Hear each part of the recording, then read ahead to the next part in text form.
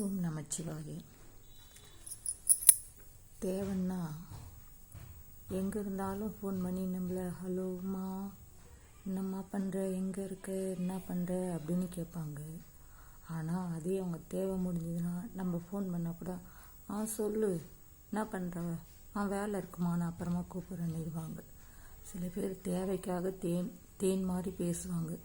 தேவை முடிஞ்ச உடனே தேன் மாதிரியும் கொட்டுற மாதிரி பேசுவாங்க. நம்ம ஏன் அவங்களுக்கு ஃபோன் பண்ணோன்ற அளவுக்கு நம்மளை தூக்கி எறிஞ்சு பேசுவாங்க, மனசை காயப்படுத்தி பேசுவாங்க. அந்த மாதிரி மனுஷங்க தான் இருக்காங்க. யாராக இருந்தாலும் நம்ம அளவோடு பழகிறது தான் நமக்கு நல்லது. நம்மக்கிட்ட நல்லா பேசுகிறாங்க, நம்மக்கிட்ட நல்லா சிரிக்கிறாங்க, நம்ம கூட ரொம்ப ஃப்ரெண்ட்லியாக இருக்கிறாங்க, நம்மளுடைய மனக்கசப்புகளையோ நம்மளுடைய வேதனையோ நம்மளுடைய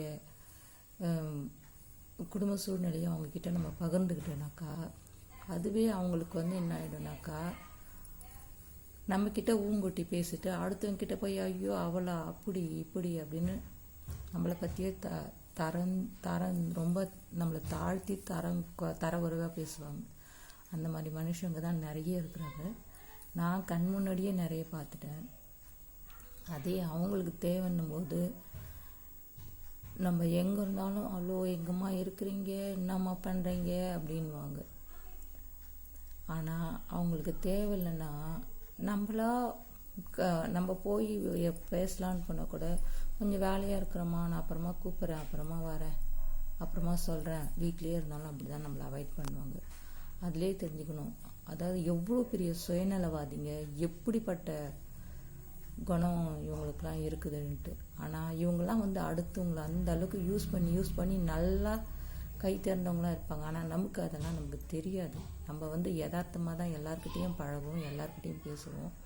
நமக்கு அந்த மாதிரி அந்த சூட்சமோ அந்த மாதிரி அந்த அவங்கள நமக்கு யூஸ் பண்ணுற முறை, கையாளுற முறைலாம் அவங்களுக்கெல்லாம் அதெல்லாம் ரொம்ப கை தேர்ந்ததாக இருக்கிறாங்க. நமக்கெல்லாம் அந்த அளவுக்கு தெரியாது. நம்ம வாமான்னா வாமா அப்படின்னு நமக்கு அப்படி சகஜமாக பேசி பழகி தான் நமக்கு பழக்கம்.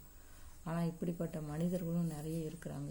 இந்த மாதிரி மனிதர்கிட்ட நம்ம ரொம்ப ஜாக்கிரதையாக உறவாடணும். ஆனால் நான் இதை உங்களுக்கு சொல்கிறேன், ஆனால் நான் ரொம்ப அடிபட்டிருக்கிறேன், ரொம்ப ஏமாந்துருக்கிறேன், ரொம்ப கொடுத்துட்டு நிறைய பகையாக இருக்கிறேன் இந்த மாதிரி மனுஷர்கிட்ட. அதான் சொல்லுவாங்கள்ல, கொடுத்ததை கேட்டால் அடுத்தது பகை அப்படின்னு சொல்லுவாங்க இல்லைங்களா. அந்த மாதிரி இந்த மாதிரி மனிதர்கிட்ட நான் நிறைய கொடுத்து ஏமாந்து திரும்ப கேட்கும்போது அவங்கக்கிட்ட நான் பகையாக விரோதியாக மாறி இருக்கிறேன். அதனால தான் சொல்கிறேன், யாராக இருந்தாலும் நம்மக்கிட்ட எவ்வளோ பழக்க வழக்கங்களாக இருந்தாலும் நம்மளும் ஒரு அளவோடு தான் இருக்கணும், அளவோடு பழகணும், அளவோடு பேசணும் அப்படின்றத நீங்களும் கொஞ்சம் தெரிஞ்சுக்குங்க. ஏன்னா என்னுடைய வாழ்க்கையில் நான் நிறைய ஏமாற்றங்கள், நிறைய முட்டாள்தனத்தினால ஏமாந்துருக்கிறேன். அதாவது நம்பி ஏமாந்துருக்கிறேன். நம்பிக்கை துரோகம் எனக்கு நிறைய நடந்திருக்குது என் வாழ்க்கையில்.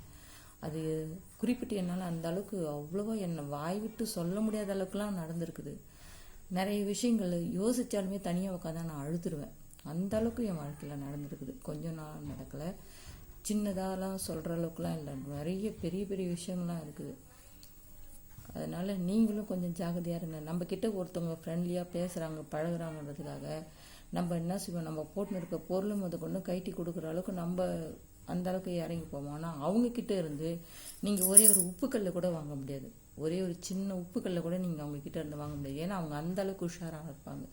ஏன்னா அவங்க எல்லாருக்கிட்டையும் ஏமாற்றி வாங்கி பழக்கப்பட்டவங்க. அவங்க வாங்கி ருசி கண்டவங்க அவங்கெல்லாம், புரியுதுங்களா. ஆனால் நம்ம அப்படி கிடையாது.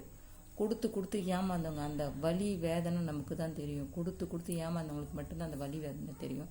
நான் அதில் நிறைய அனுபவிச்சிருக்கேன். அதனால தான் இவ்வளோ ஒரு மனம் வெறுப்பும் கசப்பும் எனக்கு இருக்குது. யாருமே நம்பி ஒரு ஃப்ரெண்டாக கூட ஒரு உரிமையோடு நம்ம பழகிறோன்னா அவங்க நம்மக்கிட்ட உரிமையோடு பழகுறாங்கன்னா அவங்க தேவையை மட்டும்தான் யூஸ் பண்ணிக்கிறாங்க. தேவை முடிஞ்ச உடனே நம்மளை ஒரு கருவேப்பிலை மாதிரி பார்க்குறாங்க, ஒரு தூசி மாதிரி தூக்கி போட்டுறாங்க. ஆனால் அது நம்மளை ரொம்ப காயப்படுத்துது. ஆனால் எதிர்க்க ரொம்ப அப்படியே நியாயமாக பேசுகிற மாதிரி, நியாயமாக இருக்கிற மாதிரி நடந்துக்கிறாங்க. ஆனால் அடுத்தவங்கள காயப்படுத்துகிறோன்றது உங்களுக்கு அந்த மனசாட்சி உறுத்தவே மாட்டேது.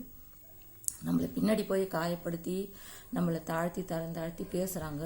நம்மக்கிட்ட அவங்க தேவையெல்லாம் முடிச்சுக்கிறாங்க. இதே பொம்பளைங்களும் சரி, மெயினாக என் கூட இருக்கிறவங்க லேடிஸுங்க தான் நிறைய என் கூட ஃப்ரெண்ட்லியாக இருக்கிறவங்க அந்த மாதிரி நிறைய பேர் இருக்காங்க. அவங்க தேவை முடிஞ்சவொடனே என்ன பண்ணிடுறாங்கன்னா அப்படியே நம்மளை வந்து